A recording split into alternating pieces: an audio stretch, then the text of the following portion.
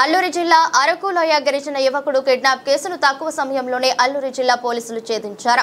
ఈ విషయమై అరకులోయ పాడేరు డీఎస్పీ ప్రమోద్ మాట్లాడుతూ అరకులోయకు మాడగడ గ్రామానికి చెందిన దినేష్ ను ప్రకాష్, సునీల్, యాసిన్ గంజాయి కోసం డబ్బులు తీసుకుని మోసం చేయడంతో వీరి స్నేహితుడు దినేష్ ను యాసిన్, సంతోష్ కిడ్నాప్ చేశారన్నారు. కిడ్నాప్ పాల్పడిన ముగ్గురులో ఇద్దరిని గంజాయి కొరకు డబ్బులు తీసుకున్న వారిని కూడా అదుపులోకి తీసుకున్నామని మీడియా సమక్షంలో తెలిపారు. ఈ కార్యక్రమంలో అరకులోయ ఎస్ఐ గోపాలరావు, పోలీసు సిబ్బంది ఉన్నారు. సో ఈ రోజు ప్రెస్ మీట్ పెట్టడానికి ముఖ్య కారణం ఏంటంటే లాస్ట్ మంత్ నవంబర్లో మనకు అరకులోని మడగడ విలేజ్లో 27వ తేదీన ఒక కిడ్నాప్ జరగడం జరిగింది. దినేష్ కుమార్ అనే ఒక 16-year-old బాయ్ని ఒక ముగ్గురు వచ్చి కిడ్నాప్ చేశారని మనకి సమాచారం వచ్చింది. దీనికి సంబంధించి వెంటనే అరకు పోలీస్ కేసు రిజిస్టర్ చేయడం జరిగింది. తరువాత అరకు పోలీస్ మరియు as well as ASR police ఈ కేసుని ప్రెస్టేజియస్గా తీసుకుని ఒక వారం పరిధిలోనే దీన్ని రిజాల్వ్ చేసి దినేష్ కుమార్ అనే అబ్బాయిని వాళ్ళ పేరెంట్స్కి అప్పగించడం జరిగింది.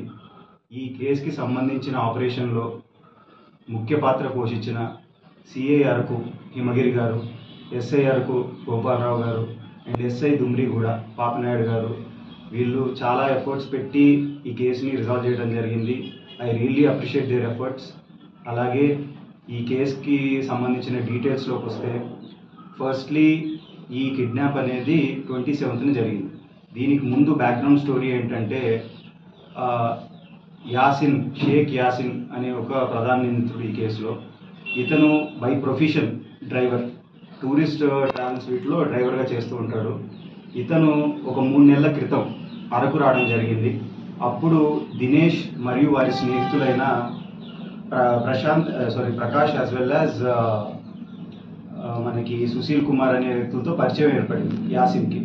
ఈ పరిచయం ఏర్పడిన తర్వాత యాసిన్ అనే వ్యక్తి మన దాంట్లో అక్యూజ్డ్ ఈ కేసులో, ఇతను Prakash as well as Sushil కుమార్తో కాంటాక్ట్ ఏర్పడటం జరిగింది.